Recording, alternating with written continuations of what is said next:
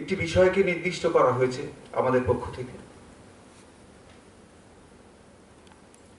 থিয়েটারের সামাজিক দায় আছে কি? কি অদ্ভুত ব্যাপার যদি সেভাবে দেখি, থিয়েটার শিল্প হিসাবে একটি সমাজ সংজাত শিল্প। এই সমাজের গর্ভেই থিয়েটারের জন্ম। খাদ্য বাসস্থানের সন্ধানে যে আদিম মানুষ পশুর সঙ্গে লড়াই করে সমাজ গঠন করেছিল, এবং সেই সমাজ থেকেই শিল্পের নানা ধারা জন্মগ্রহণ করেছিল এবং জন্ম নিয়েছিল আমাদের পঞ্চম বেদ নাট্য।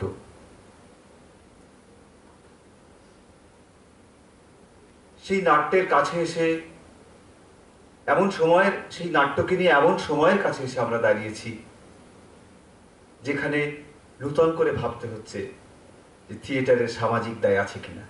এ যেন সেই প্রশ্ন যে মায়ের প্রতি সন্তানের দায় আছে কিনা। যে সমাজ যে শিল্পকে দিল, যে শিল্পকে সৃষ্টি করলো, সেখানে কেন নূতন এই কথা আমরা অবতারণা করতে চলেছি আজকের আলোচনায়। সত্যিই কি সেই প্রাসঙ্গিক সময় যেখানে স্বাধীনতা, গণতন্ত্র, আমাদের বলা কথাগুলো কোথাও হারিয়ে যাচ্ছে, হারিয়ে দেওয়ার জন্য একটা চেষ্টা, রাষ্ট্রীয় এবং সামাজিক চেষ্টা সারাক্ষণ আমাদের চারপাশে চলছে। সেটাই কি কারণ, নাকি আরো অন্য কোনো কারণ আছে? স্যারের কাছ থেকে আমরা শুনবো তার দীর্ঘ জীবনযাপন, সেই যাপনের যে অভিজ্ঞতা, যে সম্পদ তিনি সঞ্চয় করেছেন, আহরণ করেছেন, সেখান থেকেই শুনে নেব যে সমাজ সংজাত একটি শিল্পের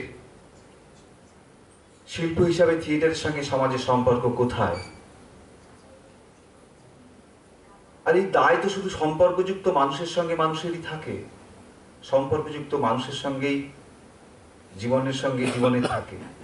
তাই ঠিক থিয়েটারের সঙ্গে সমাজের সম্পর্ক কোথায়, কি কি দায় আমাদেরকে নিতে হবে, থিয়েটারকে কি কি দায় নিতে হবে আর শুনে নেব। থিয়েটার কি শুধু সামাজিক সমস্যাগুলোকে চিহ্নিত করবে, নাকি তা থেকে উত্তরণের পথ বাঁধতে দেবে, সেটাও স্যারের কাছ থেকে শুনব। স্যার বলবেন, স্যার কি মনে করছেন এই আলোচনায় আজকের দিনে প্রাসঙ্গিক কি প্রাসঙ্গিক নয়? আমাদের মনে হয়েছে, চাকদাহ নাট্যজনের মনে হয়েছে, আমরা আমাদের থিয়েটার করতে আসা, আমাদের যে থিয়েটারের যাপন, সেখানে দাঁড়িয়ে মনে হয়েছে এরকম একটি আলোচনা হওয়া দরকার। কারণ প্রতিদিনের সংবাদপত্রে আমরা যা দেখছি, কোনো মূর্তির নিচ আর ফাঁকা নেই, খালি নেই। নানান ক্ষোভ বিক্ষোভ নিয়ে মানুষ বসে আছে তার দাবি আদায়ের লড়াইয়ে। সেখান থেকে কি থিয়েটার মুখ ফিরিয়ে থাকতে পারে? এক একটি নির্বাচন যাচ্ছে আর অনেক মা তার সন্তানকে হারাচ্ছে, সেখান থেকে কি থিয়েটার মুখ ঘুরিয়ে থাকবে? থিয়েটার মুখ ঘুরিয়ে শুধু মনোরঞ্জনের একটা পথ হয়ে উঠবে? এগুলো সব শুনবো আজকের আলোচক শ্রী শ্রমিক বন্দ্যোপাধ্যায়ের কাছ থেকে। আমরা জানি শিক্ষক শ্রমিক বন্দ্যোপাধ্যায় আমাদেরকে অনেক শিখিয়েছেন, আজকে তিনি নূতন আলো দেখাবেন। স্যার।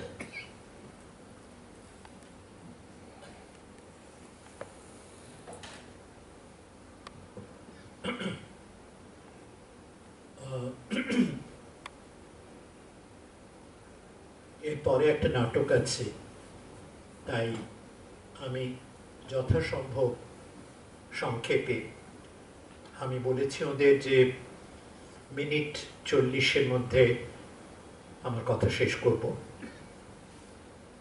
যে প্রশ্নটা ওরা তুলেছেন, এই প্রশ্নটার উত্তর এতই বিস্তৃত, অথচ প্রশ্নটা এতই প্রাসঙ্গিক যে সবটাকে এই স্বল্প পরিসরের মধ্যে নিয়ে আসাটা একটু কঠিন হবে, কিন্তু যতবার আমরা এগুলো নিয়ে আলোচনা করতে পারি, এই প্রশ্নটার সম্মুখীন হতে পারি, ততই কিন্তু খুব ব্যাপারটা কাজের হবে। সেই বিবেচনায় আমার বলার কারণ বা ভিত্তি।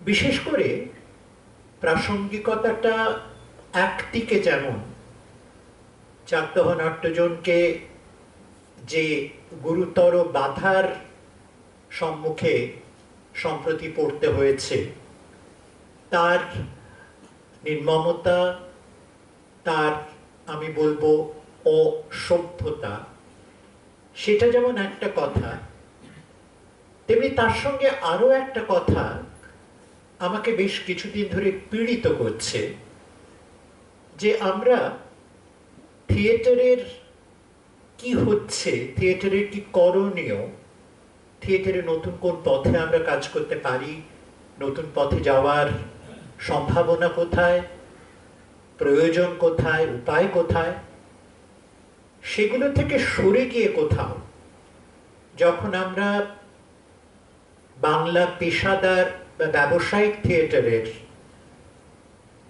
150 বছর পূর্তি বা গ্রুপ থিয়েটারের 75 বছর পূর্তি ইত্যাদি মোৎসবের একটা আবহাওয়া তৈরি করি এবং তারই মধ্যে আমাদের সমস্ত কাজকর্মকে নিয়োজিত করতে চেষ্টা করি, তখন থিয়েটারকে নিয়ে পৃথিবীর থিয়েটারের ও সমাজের যে পারস্পরিক ইতিহাস, সেই ইতিহাসের একটা পুরনো বহুদিনের দ্বন্দ্ব সংঘাতের প্রশ্নটা উঠে আসে। থিয়েটার যতদিন আছে, অন্তত যতদিনের ইতিহাস আমরা সংগ্রহ করতে পেরেছি এবং অনুধাবন করতে পেরেছি, তাতে আমরা সবসময় লক্ষ্য করেছি যে পাশাপাশি দুটো প্রবণতা থিয়েটারের মধ্যে থেকেই গেছে।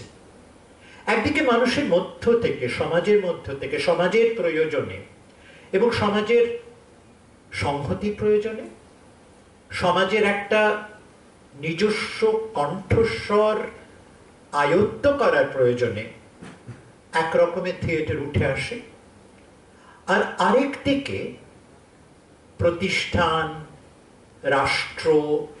রাষ্ট্র পুরোপুরি তৈরি হওয়ার আগেও ক্ষমতার যে বলয় থাকে, কর্তৃত্বের যে ইমারত থাকে, সেখান থেকে আরেকটা পাল্টা থিয়েটার, এই থিয়েটারটাকে লালন করা, পোষণ করা, সর্বতভাবে ওইটাকে জারি রাখার একটা প্রয়াসও চলতে থাকে।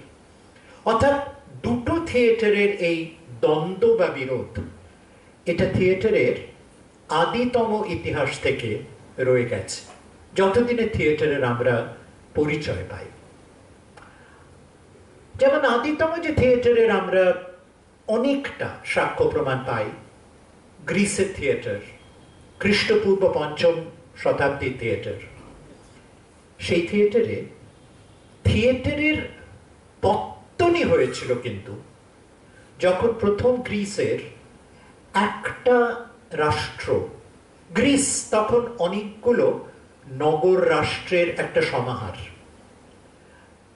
এখনো মানচিত্রে আপনারা দেখবেন যে সমুদ্রের ধার ঘেঁষে একটা সরু, প্রায় সর্পিল একটা ক্ষেত্রভূমি, সেইটা ইতালি দেশটা একেবারে সমুদ্রের ধার ঘেঁষে মহাদেশের প্রান্ত সীমা ইউরোপের। এবং এই সর্পিল দেশ বা ভূখণ্ডটা অনেকগুলো ছোট ছোট রাজ্যে বা রাষ্ট্রে বিভক্ত, স্বতন্ত্র তারা। পাহাড়ে অঞ্চল, একপাশে সমুদ্র, তার মাঝখানে পাহাড়, উঁচু নয় তেমন, হিমালয়ের মতো নয়, পাহাড় পেরিয়ে যাওয়া যায়, পাহাড়ের ফাঁক ফোকর দিয়ে চলে যাওয়া যায়, কিন্তু পাহাড়ে শস্য ফলন হয় না বেশি, এইরকম একটা দেশ। সেখানে আথেন্স বলে একটা রাজ্য বা রাষ্ট্র, তারা গণতন্ত্রের পথ বেছে নিলেন। তার আগে সর্দার রাজাদের আধিপত্য সর্বত্র। আথেন্স যখনই গণতন্ত্রকে বেছে নিলেন, তারা খুব ভেবে চিনতে, কারণ পৃথিবীতে এই প্রথম নির্দিষ্ট করে চিন্তা করে একটা রাজনৈতিক দর্শন হিসেবে গণতন্ত্রকে গ্রহণ করা হয়েছে, পৃথিবীর ইতিহাসে প্রথম। তার আগে শুধুই একজনের মধ্যে ক্ষমতা কেন্দ্রীভূত হয়, সে তার কিছু সাকৃত তৈরি করে নিয়ে শাসনটাকে চালায়, কায়েম করে, লুটপাট চালায়, স্বেচ্ছাচার চালায়। এই প্রথম গণতন্ত্রের পরীক্ষা।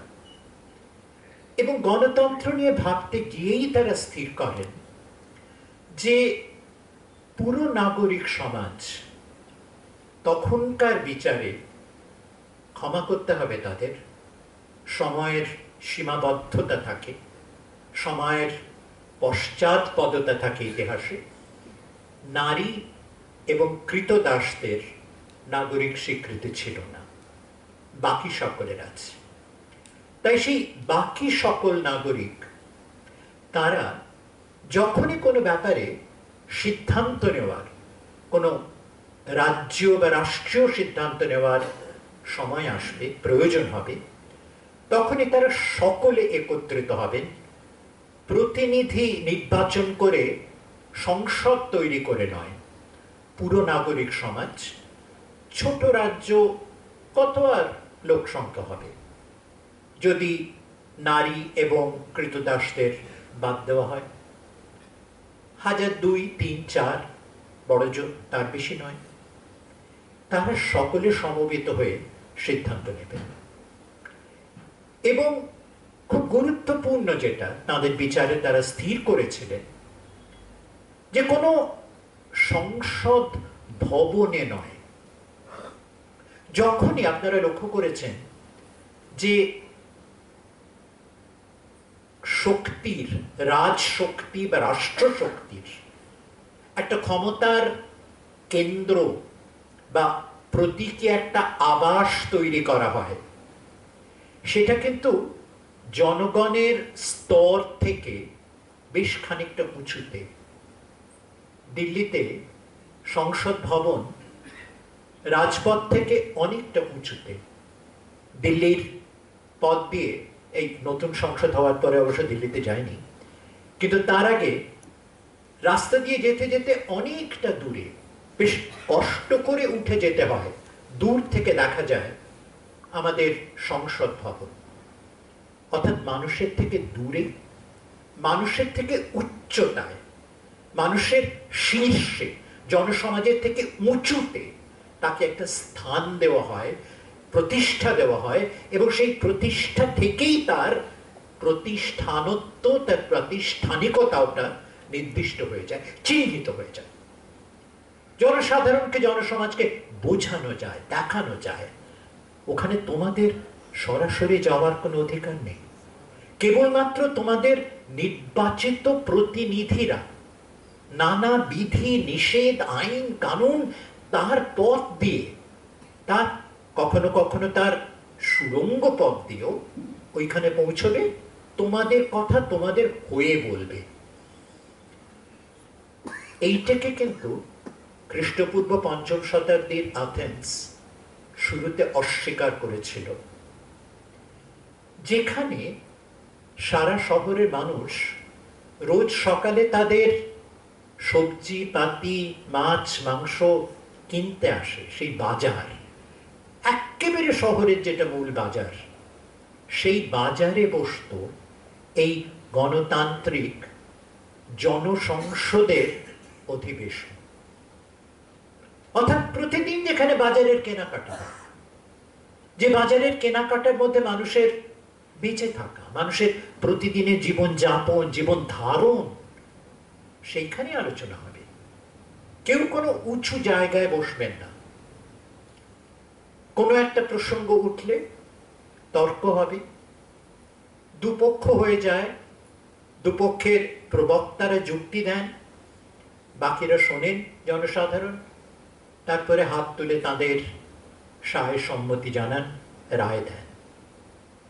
কিন্তু এইটা করতে গিয়েও তারা একটা সময় লক্ষ্য করলেন যে যদি কোনো পক্ষের প্রবক্তা রূপে যিনি নির্বাচিত হয়ে কথাটা বলছেন, তার যদি একটা ব্যক্তিত্বের বিশেষ জোর থাকে, প্রতিপত্তি থাকে ব্যক্তিত্বের, তার যদি কথা সাজিয়ে বলার একটা দক্ষতা থাকে, তিনি কিন্তু সাময়িকভাবে জনমত, জনবোধ, জনচেতনাটাকে তার দিকে ঘুরিয়ে নিয়ে আসতে পারেন সাময়িকভাবে। এবং সেই সাময়িক মত গ্রহণের ফলে মানুষ যে পক্ষে হাত তোলে, পরে বাড়ি গিয়ে ভেবে দেখলে বা বাড়ি ফিরতে ফিরতেও যখন অন্যদের সঙ্গে আত্মীয় স্বজন, বন্ধু, প্রতিবেশীদের সঙ্গে কথা বলতে বলতে ফিরছেন, তখনই দ্বিধা সংশয় আসতে থাকে। মত তো দিয়ে না, কিন্তু যেটা বললো তার মধ্যে তো ফাঁক আছে, তার মধ্যে তো অন্য কথা উঠছে, কিন্তু তখন তো ভোট দেওয়া হয়ে গেছে, দেরি হয়ে গেছে, সিদ্ধান্ত হয়ে গেছে।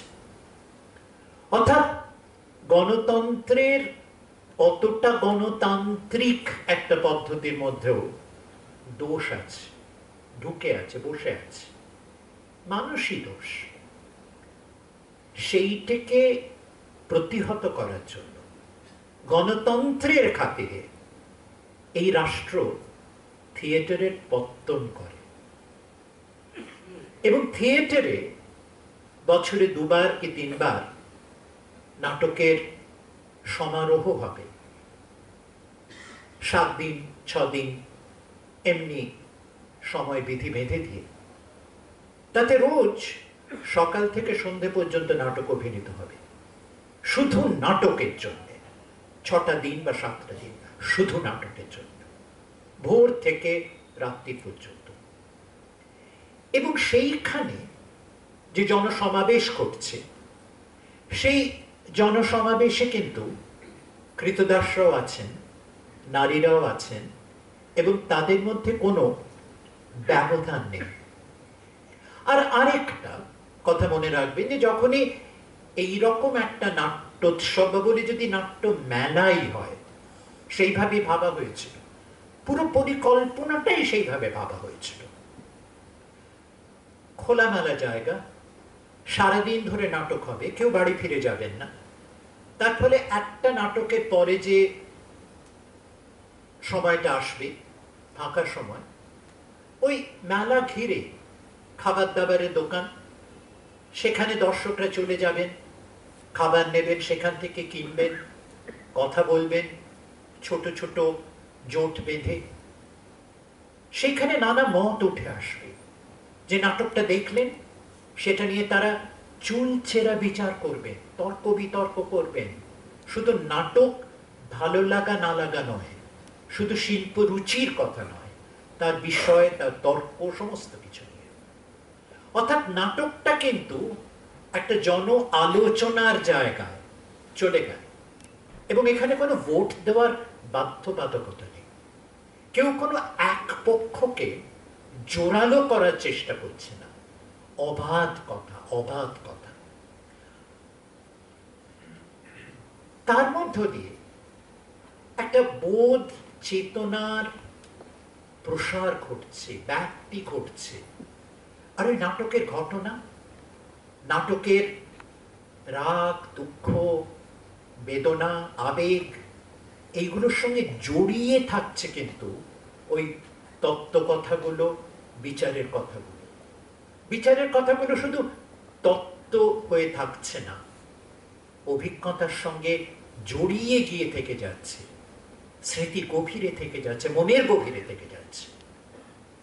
তাই পরের বার যখন ওই বাজারে ওই বড় সভা বসবে, তখন এই নাটকের স্মৃতিগুলো, এই নাটকের গভীরে পক্ষ অপক্ষ নয়, মানুষ, নানা রকম মানুষের ঘাত প্রতিঘাত, তার সঙ্গে যে কথাগুলো উঠে এসেছিল, যে বিচারগুলো উঠে এসেছিল, সেগুলো মানুষকে তাড়িত করবে, আন্দোলিত করবে। তাই ওই ভোট দেওয়ার সময় তারা হঠাৎ কোনো বক্তার বাহাদুরিতে মোহিত হয়ে গিয়ে নির্বোধের মতো হাত তুলবেন না। এইখানে কিন্তু থিয়েটারকে প্রতিষ্ঠা দেওয়া হয় এবং এমন স্পর্ধা সেই থিয়েটারের যে একটা নাটক, এই নাটকের এই গণতন্ত্র যখন ক্ষয়িত হচ্ছে, ক্ষমতা মাথাচাড়া দিচ্ছে, গণতন্ত্র আস্তে আস্তে শিথিল হচ্ছে, সেই রকম সময় এই থিয়েটারের খুব স্বল্পস্থায়ী জীবন, 100 বছরও নয়, তারও কম, তার একেবারে শেষ কালে একটা নাটক অভিনীত হয়।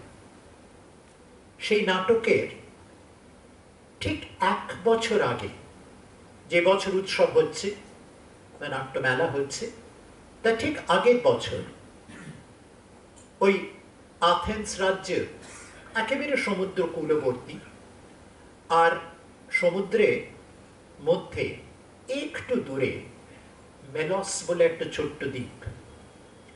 গ্রিস তখন, বিশেষ করে আথেন্স তখন আস্তে আস্তে সাম্রাজ্য লিপ্সু হয়ে উঠছে, আশেপাশে উপনিবেশ তৈরি করার, পত্তন করার চেষ্টা করছে।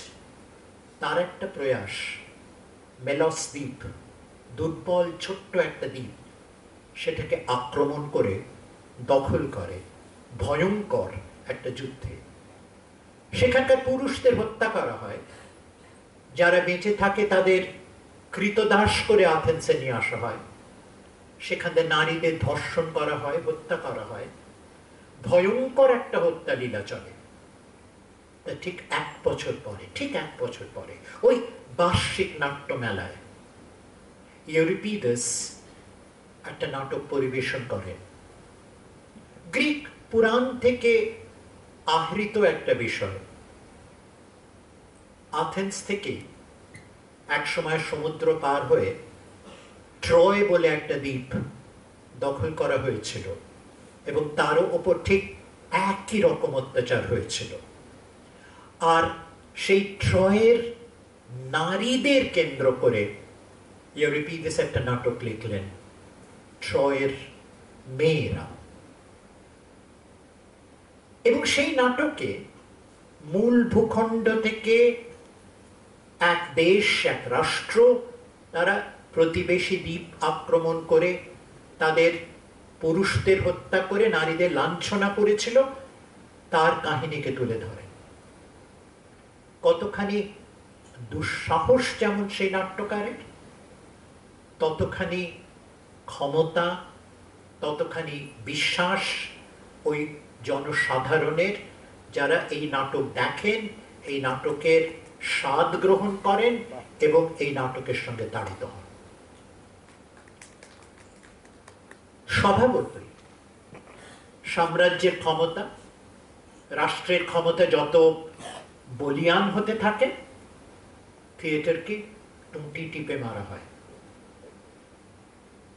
এবং এর 100 বছর পরে গণতন্ত্র শেষ হয়ে গেছে। তখন আরেক রকমের, তার মধ্যে স্বৈরতন্ত্র এসেছে, আবার একটা পরিশোধিত গণতন্ত্র তৈরি করার চেষ্টা হচ্ছে। যেমন আমাদের দেশে আমরা দেখছি, আমরা একটা গণতন্ত্রের স্বপ্ন দেখেছিলাম 1947 সালে। কিছুদিন সেই গণতন্ত্রের পথে আমাদের দেশ চলেছিল, তারপরে আস্তে আস্তে সেই গণতন্ত্রের পতন আমরা বছরের পর বছরের পর বছর লক্ষ্য করে করে এসেছি। ঠিক সেই প্রক্রিয়ার মধ্যে কিন্তু গণতন্ত্রের ঠাট, গণতন্ত্রের ভেক, সেটা ওই রাষ্ট্র তুলে রাখে। তাতে জনসাধারণকে ভুল বুঝিয়ে শাসন করতে, জনসাধারণের প্রতিরোধকে শমিত করতে, দমিত করতে, শাসনে রাখতে সুবিধা হয় যদি গণতন্ত্রের ঠাট্টা বজায় থাকে, যদি সংসদটা থাকে, সেখানে কিছু হোক বা না হোক। কিন্তু যদি সংসদটা থাকে, যদি সংসদের বাড়িটাকে আরো বহুল ব্যয়ে আরো দুর্লঙ্ঘ করে তোলা যায়, আরো উঁচুতে তোলা যায়, আরো ভয় দেখানো যায় মানুষকে, আবার সংসদের ঠাট্টাও বজায় থাকে, নির্বাচনে চলতে থাকে, নির্বাচন খেলা, যারা নির্বাচিত হন তাদের নির্বাচকদের কাছে কোনো দায় থাকে না। তারা ইচ্ছে করলে কিছু অর্থের বিনিময়ে আরেকটা দলের সঙ্গে যোগ দিয়ে অন্য পক্ষে চলে যেতে পারে। কোনো আইন নেই শেষ পর্যন্ত তাদের বাধা দেওয়ার। যেটুকু আইন আছে তার এত ফাঁক রাখা আছে যে এটা স্বচ্ছন্দে চলতেই থাকে। ঠিক সেই পথে এগোচ্ছে যখন গ্রিস, তখনই প্লেটো নামে এক দার্শনিকের অভ্যুদয়। তিনি এই নতুন গণতন্ত্রের, তার নামও দেন প্রজাতন্ত্র, বই করেন সেই নামে। তাতে তিনি যে গণতন্ত্রের নতুন বিধি স্থাপন করেন, তাতে বলেন যে এই গণতন্ত্র থেকে নাটক, নাট্যকার, কবি এদের নির্বাসন দিতে হবে। এবং তার যুক্তি যে এরা মানুষের মধ্যে ত্রাস আর করুণা, এই দুটো আবেগকে বড় বেশি বাড়িয়ে তোলে। তাই একটা সুস্থ গণতন্ত্রে, শুদ্ধ গণতন্ত্রে এইসব আবেগের কোনো স্থান নেই। অন্য সব আবেগের কিন্তু স্থান আছে। প্লাটোর খুব অনুগামী ভক্ত, খুব বিদ্বান দার্শনিক অ্যারিস্টটল, তার একটু নাটক সম্পর্কে দুর্বলতা ছিল। তিনি কিন্তু ওইসব গ্রিক নাটকের অভিনয় দেখেননি। 100 বছরের ব্যবধান, প্লাটো দেখেননি। নাটকগুলো পেয়েছেন, কিন্তু সেই নাটকগুলোই এমন বিপজ্জনক যে নাটককে নির্বাসন দিতে হবে রাজ্য থেকে, রাষ্ট্র থেকে। অ্যারিস্টটলের নাটক পড়তে ভাল লাগে। তিনি একটা যুক্তি খাড়া করলেন, প্লাটোর সঙ্গে একটা তর্কে এলেন, বন্ধুত্বপূর্ণ, প্রীতিপূর্ণ তর্ক। সেই তর্কে তিনি বললেন যে না, একটু বিবেচনা করে দেখুন গুরুদেব, ওই নাটকে যখন ওরা ত্রাস বা ভয় আর করুণা এই দুটোকে উদ্রেক করে, জাগরুক করে, শেষ পর্যন্ত কিন্তু এই দুটোকে এমন একটা ভয়ঙ্কর তীব্রতায় টেনে নিয়ে যায় যে ওটা মানুষের চরিত্র থেকে, মানুষের ব্যক্তিত্ব থেকে, মানুষের বোধ থেকে বহিষ্কার হয়ে যায়, তার স্খালন হয়ে যায়। এবং নাটক থেকে যখন মানুষ বেরিয়ে আসে একটা নাটকের পরিপূর্ণ অভিজ্ঞতা গ্রহণ করে, তার মন এত শান্ত, এত নির্বিকার, এবং সমস্ত ভয়, ভীতি, সমস্ত করুণা তার মন থেকে সম্পূর্ণ নির্বাসিত। সেই মানুষ আমাদের সবচেয়ে শুদ্ধ নাগরিক। করুণাহীন, ভয়হীন মানুষ, তাকেই আমরা চাই। তাই থাকুক নাটক আমাদের এই আদর্শ গণতন্ত্রে। আমাদের দেশে যখন ঔপনিবেশিক শাসন এলো, অষ্টাদশ শতকে যখন সেটা কায়েম হতে শুরু করলো, 19 শতকে একেবারে কায়েম হলো, আমাদের পাঠের মধ্যে, আমাদের শিক্ষার মধ্যে অ্যারিস্টটলের কাব্য দর্শন, নাট্য দর্শন একেবারে একটা ভিত্তি বলে গণ্য করা হলো।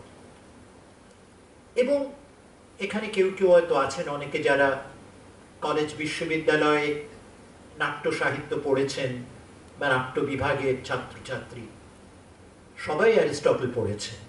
বাংলাতে তার অনুবাদ আছে, বড় বড় বই আছে। কিন্তু কেন ভয় আর করুণা সম্পর্কে এত রাগ? মানুষের মনে অনেক রকম খারাপ আবেগ আছে, তাই না? লোভ, লালসা, ঘৃণা, বিদ্বেষ, এগুলোই কিন্তু, এগুলো অন্য লেখালেখি সাহিত্য উদ্রেক করতে পারে, তাতে প্লাতো অ্যারিস্টটলের কোনো আপত্তি নেই। হঠাৎ এই দুটোতে কেন এত আপত্তি? একটু ভেবে দেখলে বুঝবেন যে যদি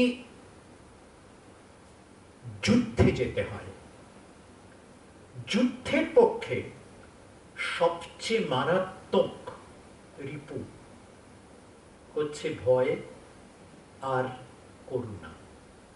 যদি শত্রুপক্ষকে করুণা করেন আপনি, মারতে পারবেন না তো। আর যদি ভয় পান তাহলে পালিয়ে যাবেন, লড়তে পারবেন না। কেবলমাত্র হিংসার স্বার্থে, যুদ্ধের স্বার্থে, অন্য পক্ষকে পর্যুষস্য করার স্বার্থে, বিনাশ করার স্বার্থে সবচেয়ে মারাত্মক এই দুটো আবেগ। তাই এই দুটো আবেগ যেন থিয়েটারে না থাকে। আর থিয়েটারে থাকলেও তাকে এমন একটা তুঙ্গে নিয়ে যেতে হবে যে সেটা মানুষের মন থেকে মুছে যাবে। কি মারাত্মক, ভয়ঙ্কর, অভিশপ্ত একটা নান্দনিক বিধি আমরা ঔপনিবেশিক শিক্ষা থেকে কোনো প্রশ্ন ছাড়া আমরা গ্রহণ করে নিয়েছি।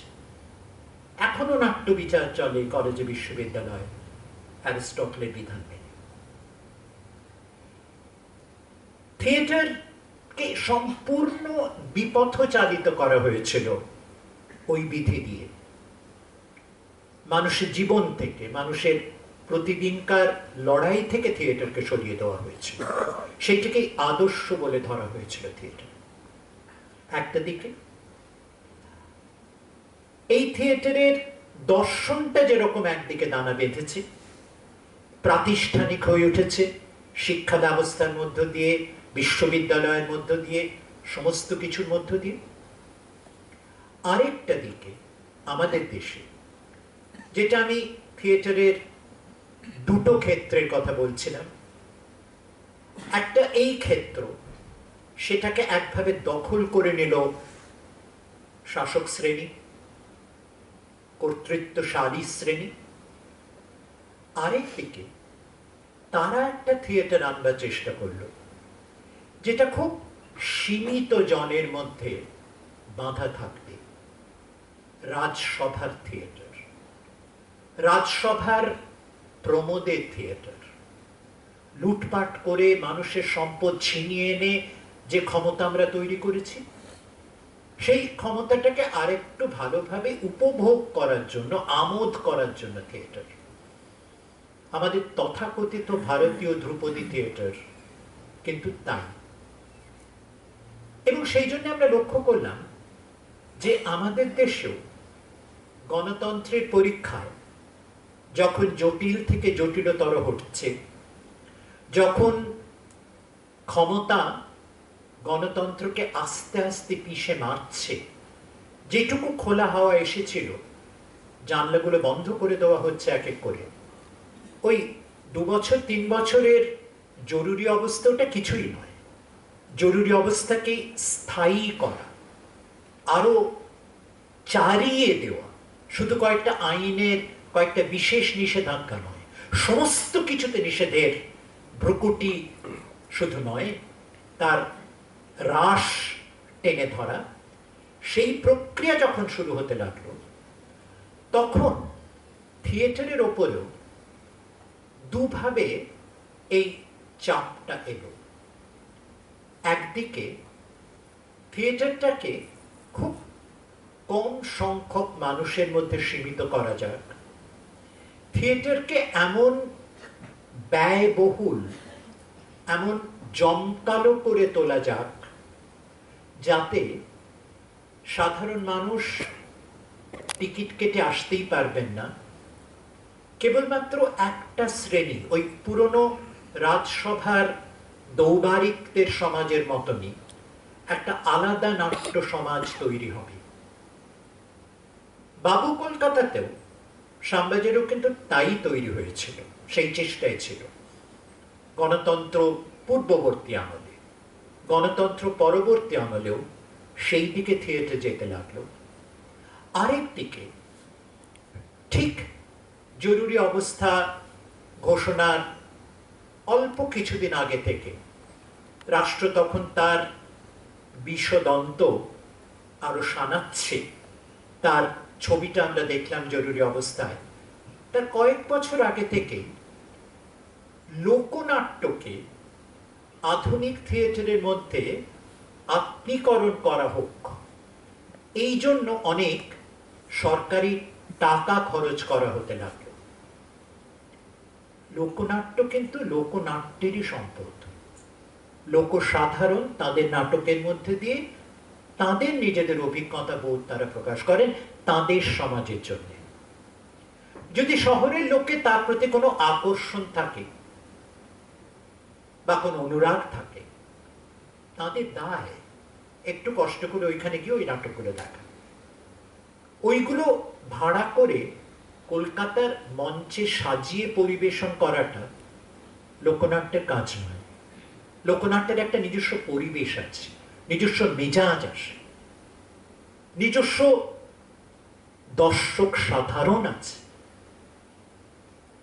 সেইখান থেকে তাকে টেনে হিঁচড়ে এনে একটা কোনো পণ্য দ্রব্যে পরিণত করা, কিংবা শৌখিন শহুরে নাট্যকর্মী কিছু মাল মশলা, কিছু উপাদান ওই লোকনাট্য থেকে আহরণ করে এনে শহরের মানুষকে একটু মজা দেবেন, এটা থিয়েটারের উদ্দেশ্য নয়। কিন্তু সেই থিয়েটারের জন্য রাষ্ট্র খরচ করতে শুরু করল। কারণ ততদিনে শহরে এবং গ্রামে আলাদা আলাদা নাট্য ভাষায় থিয়েটারে কিন্তু প্রতিবাদী কণ্ঠস্বর, বিবেকী কণ্ঠস্বর গড়ে উঠছে, সজোর হচ্ছে, সবল হচ্ছে। তাকে কেন্দ্রচ্যুত করার এটা একটা পথ। আরেকটা পথ নাট্যশাস্ত্র, ঐতিহ্য, অ্যারিস্টটল, প্লাতো, এইগুলোকে ফিরিয়ে আনা। অর্থাৎ থিয়েটারকে তার প্রতিদিনের তার নিজস্ব দর্শক সাধারণের সঙ্গে দেওয়া নেওয়ার, আদান প্রদানের জায়গাটাকে প্রাতিষ্ঠানিক হস্তক্ষেপে, প্রাতিষ্ঠানিক দান খয়রাতির প্রলোভনে নানাভাবে ছড়িয়ে ছিটিয়ে বিস্রস্ত করে দেওয়ার একটা পরিকল্পনা। এমনকি এই যে বিশাল বিশাল নাট্যোৎসব, দিল্লিতে আমি একটা লম্বা সময়, যেটা রাষ্ট্রীয় নাট্য বিদ্যালয়, তার সহসভাপতিও ছিলাম, তার কর্মনির্বাহ সংসদেরও সদস্য ছিলাম, খুব কাছ থেকে দেখেছি কিভাবে নাটক বাছাই হয়, কিভাবে বিভিন্ন রাজ্যের সরকারি দালালরা থিয়েটারের মধ্যে যারা কাজ করেন তারা এই দালালি করে নাটক ঢোকান বা নাটক বার করে দেন। সেই প্রক্রিয়া খুব কাছ থেকে দেখেছি। এবং একটা সময় আমি ওই পরিষদের সদস্য থাকা সত্ত্বেও আমি কোনোভাবে নাটক নির্বাচন প্রক্রিয়াতে অংশ নেব না, এটা জানিয়ে দিই, প্রতিবাদ করি।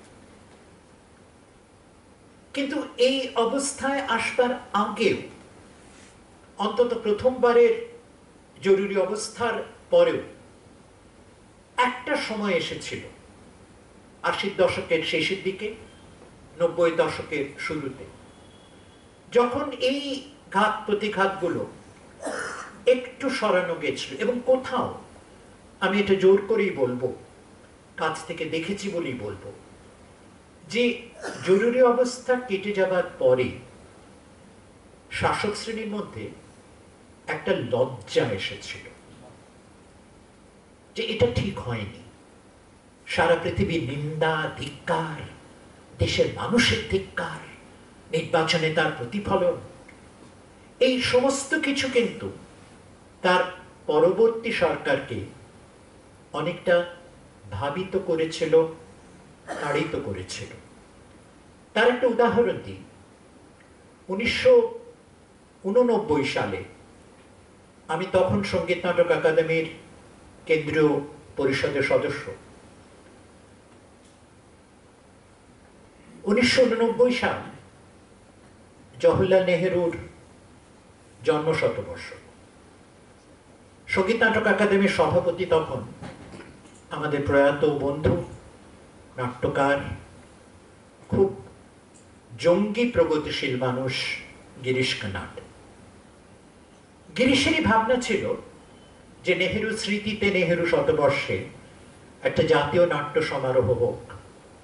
স্বাধীনতা পরবর্তী ওই 25 বছরে, সেটা স্বাধীনতার পরেও 25 বছর পূর্তি, 47 সালে আমাদের স্বাধীনতা লাভ, এই 25 বছরে সারা ভারতবর্ষে যে ধ্রুপদী মর্যাদা সম্পন্ন নাটক তৈরি হয়েছে, আমাদের নতুন ধ্রুপদী রীতি, ধ্রুপদী প্রতিষ্ঠান আমরা তৈরি করেছি, তার নাটকগুলো মঞ্চস্থ হোক আরেকবার।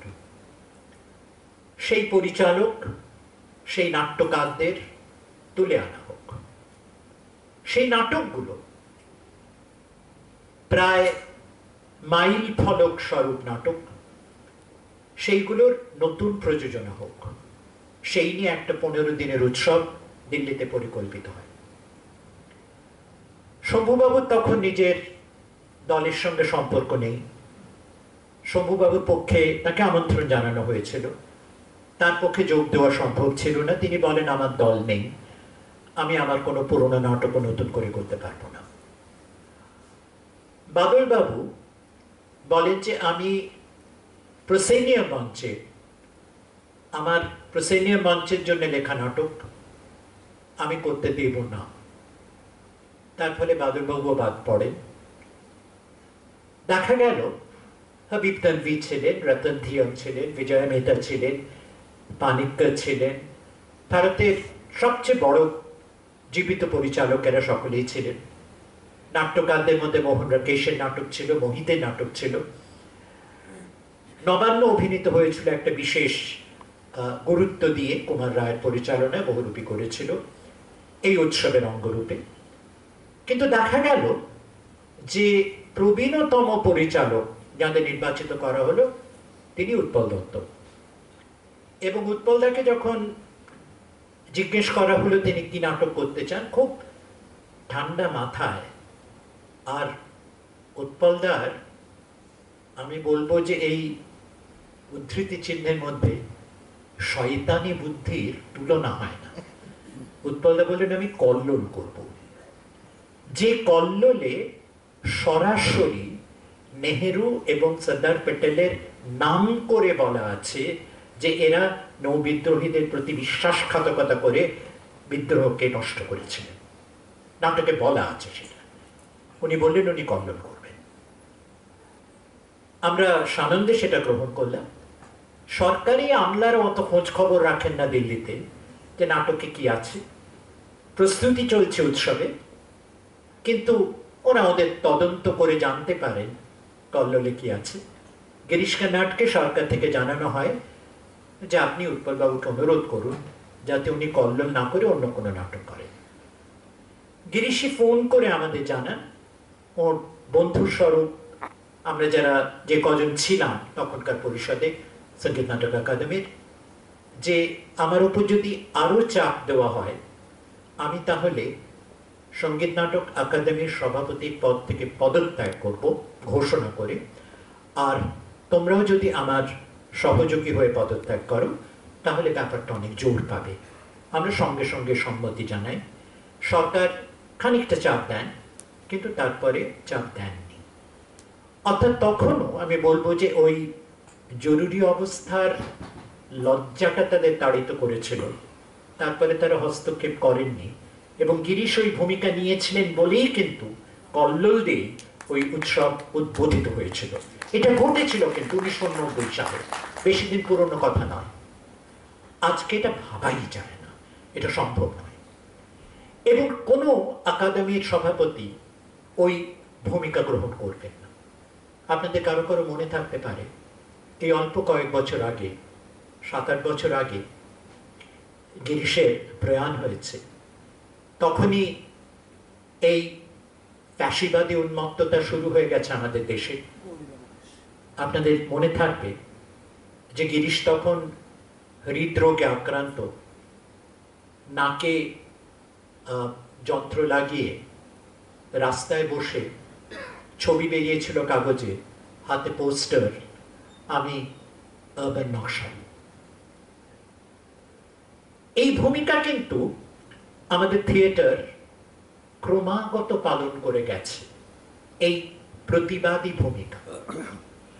কিন্তু বারবার সরকার, প্রতিষ্ঠান, রাষ্ট্র এইটাকে দমিত করার, কখনো সরাসরি শাসন চাপিয়ে, কখনো লোভ দেখিয়ে, বিশেষ করে ওই প্লাটো অ্যারিস্টটলের ভয়ে, নাট্যশাস্ত্রের ভয়ে, লোকনাট্য নামে একটা বানানো উপাদানকে পণ্যে রূপান্তরিত করে কাজে লাগানোর একটা খেলা, লোকনাট্যের চরিত্র, তার ধর্ম, তার স্বাভাবিক প্রবণতাকে বিচ্যুত করে, নষ্ট করে, দুমড়ে মুচড়ে লোকনাট্যের নামে খুব একটা মজার খেলা, চমকানো খেলা দেখানোর একটা প্রক্রিয়া। তার জন্য সরকারি সমর্থন আছে, বড় বড় লোক উৎসব আছে, লোকনাট্য উৎসব আছে। কারণ এই প্রতিবাদী থিয়েটারটা থেকে চোখ সরিয়ে দিতে হবে। এই প্রতিবাদী থিয়েটারের সমস্ত সুযোগকে সরকার তার হাতে নিয়ে একে শাসন করবে। আপনারা জানেন যে অল্প কিছুদিন আগে তিতুমির নাটক জাতীয় রঙ্গোৎসবে আমন্ত্রিত হয়ে তারপরে সেটাকে খারিজ করা হয়েছে। ন্যাশনাল স্কুল অফ ড্রামা, রাষ্ট্রীয় নাট্য বিদ্যালয়ের নিজস্ব রেপার্টরি কোম্পানির প্রযোজনা ঘোষিত হয়েছে, টিকিট বিক্রি হয়েছে, বন্ধ করে দিয়েছেন। কোনো প্রতিবাদ হয়নি। থিয়েটারের মহল থেকেও কোনো প্রতিবাদ হয়নি।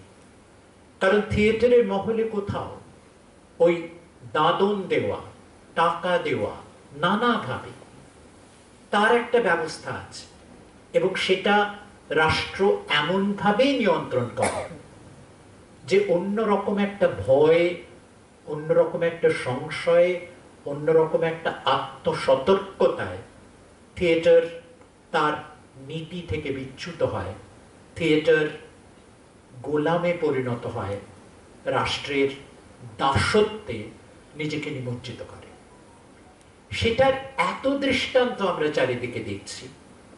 তার বাইরে থেকে আমি বলবো যে কিছু দল, এবং আমি লক্ষ্য করছি যে এই অধিকাংশ দলই কিন্তু কলকাতার বাইরের, মফস্বল বাংলার, তারা কিন্তু তাদের ভূমিকাটা পালন করছেন এবং বাধার সম্মুখীন হচ্ছেন। রাষ্ট্রের নানা রকম বাধার সম্মুখীন হয়েছে। চাকদহ নাট্যজন খুব সম্প্রতি হয়েছেন, সেই পরিপ্রেক্ষিতেই আমাদের আজকের এই আলোচনা সভা। তাই এই থিয়েটারের মধ্যে কেনা বেচা, রাষ্ট্র থিয়েটারকে ভয় পায় বলেই থিয়েটারকে কিনতে চায়। আমি বলবো একদিক থেকে বোধহয় এই কেনা বেচার বাজারি খেলায় রাষ্ট্র এমনই একটা ভূমিকা আজকে গ্রহণ করেছে, কেন্দ্রে এবং রাজ্যে সমভাবে, একইভাবে, যে তাতে বোধহয় থিয়েটারের সত্যিকারের মানুষদের, যারা থিয়েটারে বিশ্বাস করেন, তাদের কাজটা একটু সহজই হয়ে গেল। তারা ধরেই নিতে পারেন যে তারা যদি সুস্থ থিয়েটার করেন, তারা যদি থিয়েটার করেন, সরকারি দাক্ষিণ্য, সরকারি সুযোগ তাদের ঘটবে না, তাদের হাতে আসবে না। এইটা একবার জানা হয়ে গেলে স্পষ্ট, থিয়েটার করার কাজটা বোধ হয় আর একটু, আমার তো মনে হয়, সহজই হয়। এইটুকু শুধু বলতে পারি যে আমরা অনেকে আছি এখনো যারা কিন্তু বেরিয়ে এসে দাঁড়িয়ে এই কথাগুলো বলবো, বারবার বলবো, তাদের নাটকগুলো দেখতে আসবো, আমাদের সাধ্য মতো আমরা যে অর্থ দিতে পারি সেটা সঙ্গে সঙ্গে দেব, তাদের হাতে তুলে দেব। সরকারি দাদনের দরকার নেই, তার বাইরেও কিন্তু লড়া যায়। সেই আশ্বাসটুকু দেবার জন্যে আমার এখানে আসা। আমার বক্তৃতা করার কোনো উদ্দেশ্য থেকে নয়। নমস্কার।